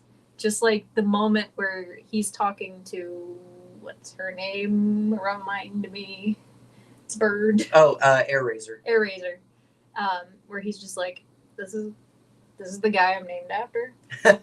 Seriously? Well, yeah, and I liked the dynamic because it's one of those things where it could have gone, I don't know, it like when you have two Optimuses. Yeah. It's hard to pull off without demeaning one or lessening one or sidelining one. Yeah. And I think because of the choices with Optimus Prime's story that they chose to make, it helped it work where it felt like a hand up. It didn't feel like one was being clearly made the prime. You know, Optimus clearly being very, he's jaded in this movie. Yeah, because like this is fresh off of losing Cybertron and all this, and the choice to portray him as distrustful of humans and like Fair. And very single-minded of like, we've got to save Cybertron. We won't be happy, we won't be good until we save Cybertron, and I won't settle because my self-worth is tied into this until we do that, because the idea that he's let people down, and that's why they're in the situation they're in now. That's why Bumblebee dies. We talked about that before we went into the theater. Like, do you think that Optimus is going to die this time? Or how do you think he's going to die this time? Yeah, well, because early on, I'm just like, I didn't expect anything. And then the more trailers they showed, the more I'm just like, I think they're going to fake this out with Bumblebee. And inevitably that is what they do, which I appreciate. I appreciate them re-diverting expectations, because it's the sequel, you want to escalate, and I appreciate the balls. We're back to Bumblebee being a little cutie pie truther. I am 100%. He is baby, and he is precious, and he should be just protected at any costs. I adore Bumblebee. Well, yeah, because at the end of Bumblebee, he scans the Camaro, and you're like, oh, okay, I guess this really is going to tie into the other movies, which Rise of the Beast definitely does away with a lot of that. I mean, you could still, I guess, headcanon it, but I think it clearly shows this is its own thing. But, it's just, you could be led to believe, like, oh, okay, so now he's going to be that Bumblebee and stuff. And no, he's very much still Bumblebee as he's become, thanks to the 2018 movie and everything. He's still the young one. He's still the kid. He baby. He's still fun. Yeah. And it's interesting because obviously they trade him out for Mirage, and it works. Oh boy, does it work. Like I didn't expect that. One of the many conversations that we had going in was of the casting, because Liza Koshy as RC, I was a little bit... Yeah, because you had a reference. I was just like, I don't know who that is. I know it's not who I expected to be. And, having seen Prime and G1 and a little bit of animated, and having RC as wife material, obviously. She's fantastic. But in the movie... completely blown away. It was not at all what I was expecting. And then Pete Davidson on top of that. Oh, yeah, because he was one of the first ones announced, and I'm just like... Pete Davidson? Really? Is this the attempt to stay hip and cool? Like, what are we doing here? But from the second he references Dumb and Dumber, that's when I was won over. Yeah, like, I mean... And it's nothing with Pete Davidson personally. It's just like, I've never really thought he was the funny guy that everybody else thought, and I never really... You're not an SNL fan. Yeah, and I never sunk into the characters that he's always been kind of attributed to and known for. And so it's just like, I didn't have a reason to like him. He also doesn't have a dad. Oh, there you go. There you go. But here, clearly, he steps his whole foot into the character of Mirage, and I think it pays off because, he doesn't feel like Pete Davidson behind a character. He feels like a character. Yeah. Would you say that he puts his entire Pete Davidson into the character? I would actually, because it worked. Because by the end of it, like the relationship he had with Anthony's character, relationship indeed, and the feelings you feel for him and everything, like you're bought in. Mirage. Yeah, by the end of the movie, you're bought in. It's just like, all right, cool. There are so many excellent scenes in this dang movie that we could fill a whole other hour just talking about the best bits. Like the warehouse scene where, Mirage is introduced. Not even before that, the highway chase scene where he just straight up kills a cop. Yeah, they aren't walking away from that one, unfortunately. Mirage says ACAB. Yeah, it's just, it definitely is one of those times where you're just like, I know this is a movie stunt. In real life, that guy did not walk away. No. He went full speed into a barrier. He's... Yeah, and I mean, there are certain scenes that didn't make it. There's a whole Optimus versus Scourge thing in Peru that didn't make it. Yeah. And that's one of those things is like, I feel like certain instances were COVID related. Yeah. Because we trade out what would have been action scenes, I think, intercut with city scenes with the human characters. And we trade that out for the scenes with the Transformers along the mountainside road, which that whole setting is clearly CGI. And that's not a criticism. It's just obvious that it is. But I feel like it was easier to pull off when that action scene that you filmed couldn't be cut to human scenes that you couldn't film. No. Because that's the thing with stunt cars and everything like that. You can do that without people, or you can do that with one person in a vehicle, you know, during COVID and get away with it. But you can't do crowd scenes and all this other stuff. No. You know, there were iterations of, I don't think a different movie in the grand scheme of things, but different points in the same movie. Yeah. But ultimately, it all lands for me. Oh, absolutely. We have one of our first, other than Charlie, actually useful female characters in the franchise. Elena is a fantastic character. Yeah, and a lead in her own right as well. And like you said, actually contributing. Actually, and not just... The movie would not happen without Elena. And right. having the choice to have a person of color in that role, fantastic. Well, I mean, both leads being people of color. Like, there's nary a white person until the post-credit scene. Yeah, actually. and Elena's boss, obviously. Yeah. Oh. And that one scene with the curation, you know, where it's just like clearly taking knowledge from people that know better than you. Yeah. And refusing to give them credit, number one, but refusing to help them get to a place. Absolutely. Like, and that's the thing, is it's just like, I love that because different people and fans of all walks of life are able to come into projects like this. We're able to get stories that represent other people. Yeah. Like something that legitimately happens. Even still, where white people advance on the shoulders of people of color. Where active work is being done to suppress people of color and their voice and presence.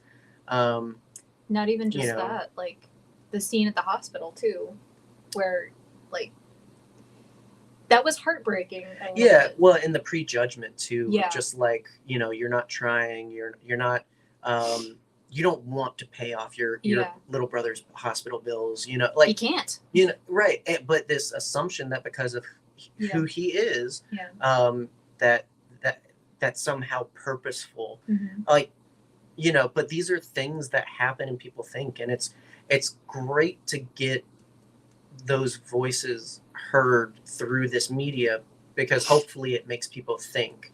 It's not meant to be that thing that rubs people's noses in it. It's just meant to be an example that hopefully next time you treat someone else differently because of like that's all these things are. That's all representation.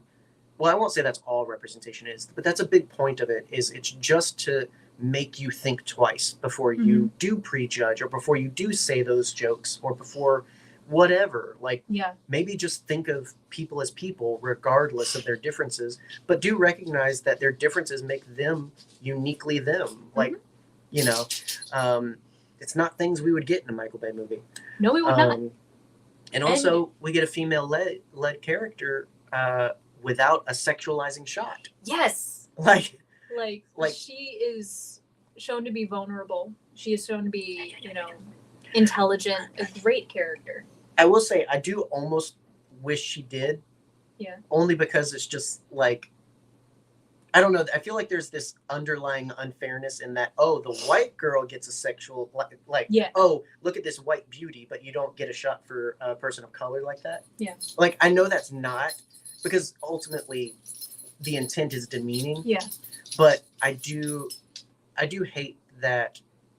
I don't know. I just feel like I feel like I wish there was an emphasis on, wow, this is beautiful too. Yeah. Like, her brilliance in history, the backstory of her and her father and everything. It's just like, wow, this makes a beautiful person too. That was a great scene. You know, there's just points where it's just like, I wish it was as pushed as like, isn't this attractive? Isn't this pretty? As they're, what I'm saying is, I guess I wish we sexualized braininess like we do boobs. I don't know what I'm trying to say, but it's just like, I get what you mean because I know you and I know what you're trying to get across. It's hard to put in words. Yeah, it's just like we take a good looking body and we're like, look at this, isn't it neat? Which Elena is very, very pretty. Yeah, very beautiful, but it's like, but she has all this character too, and it's just like, I wish there was this like forwardness to, wow, this is also neat. You know, I get what you mean. Level the playing field, like, sexualize Anthony Ramos, but don't. He's kind of a slut. Yeah. Well, I don't know, but I just remember him from that one. I want to say Liam Neeson movie. I don't know. He was some thief or something. I don't know. Just turned 9. You can ride rhymes, but you can't ride mine. He was Philip Hamilton in Hamilton. Oh, really? And Lawrence. Interesting. Yeah, like I said, I know him from this B action movie, and so when he was announced for this, I was just like, oh, hey.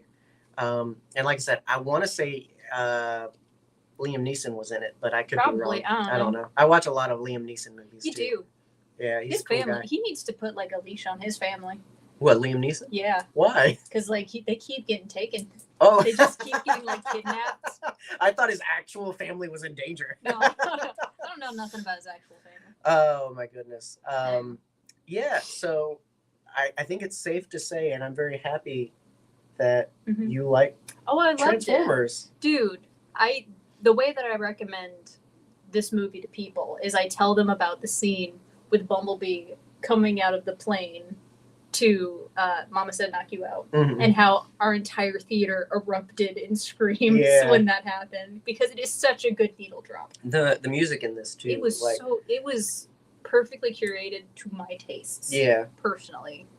Well, it's one of those movies where the talent working on it perfectly meshes music with cinema, because sometimes it's just like, oh, isn't this a cool little thing to be in the background? But like, no, the music is very much part of scenes.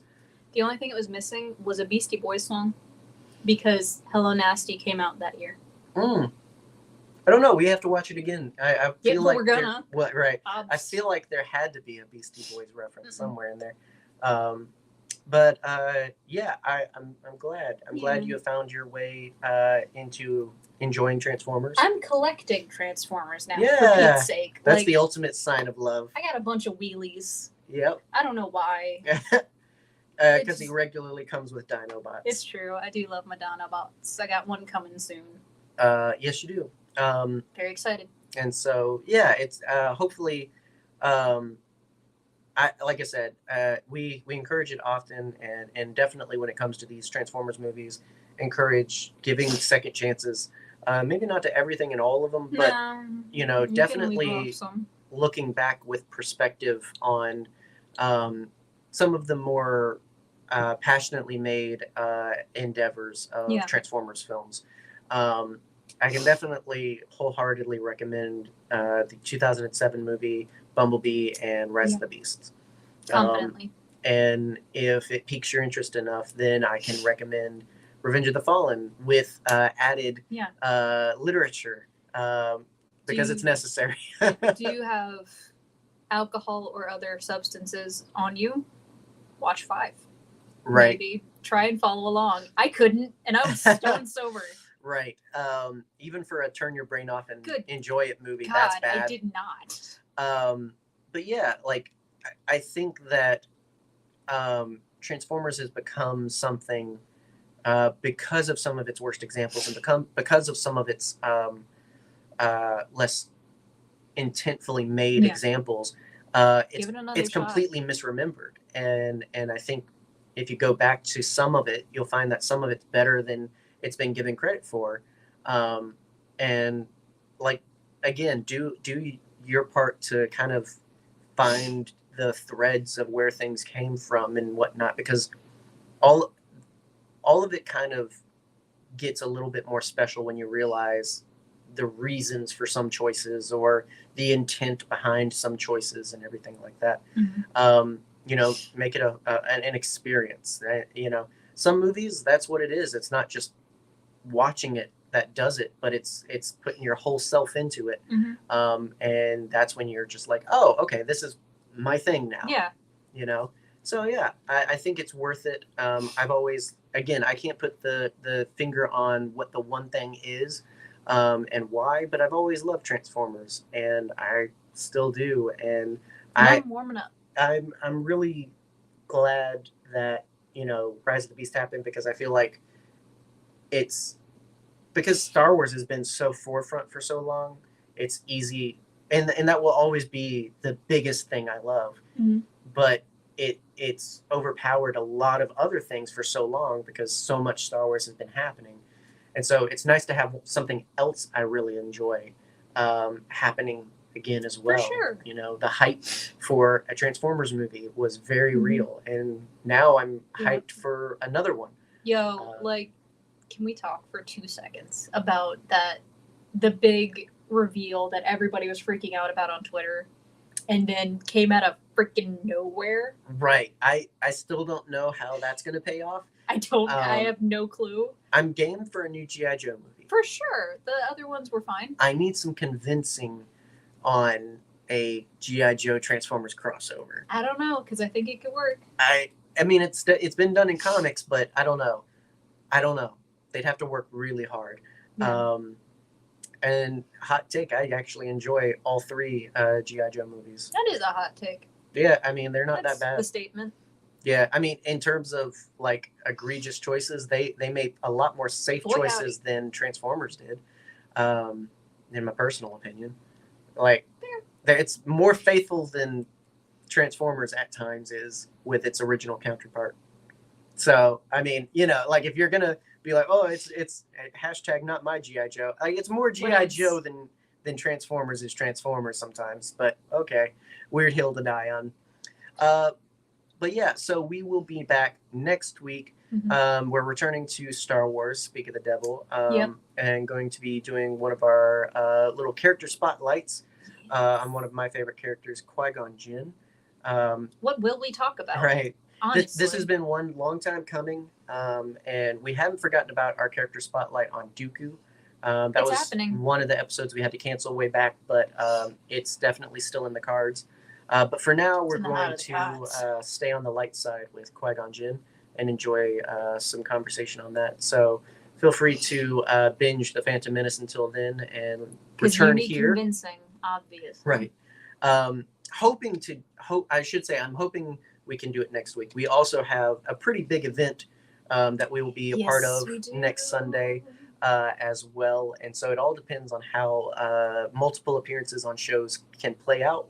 But I will say, if you are not following along with Epic Confrontations, a branch off of In a Galaxy, run by our sweet baby boy, Eli, our son, our little brother Eli. If you love trivia, if you love Star Wars, it's an event for the ages, and we are somehow a part of it. So we're looking forward to that.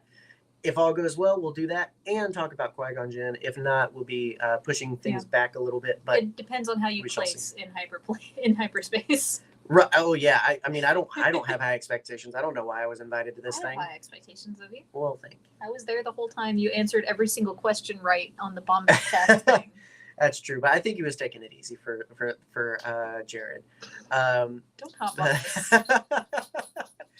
No, he's a good guy now. But yeah, either way, stay tuned. Make sure you follow us on Twitter, Instagram, Facebook, and nowhere else at the moment, but who knows? You can follow me on Threads. There you go. Everybody is doing it.